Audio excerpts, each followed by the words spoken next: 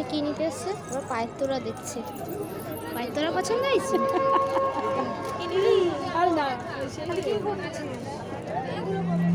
আরেকজন জিজ্ঞেস করছে নিলি, তাহলে কি করিস? দেখবে না, দেখছে।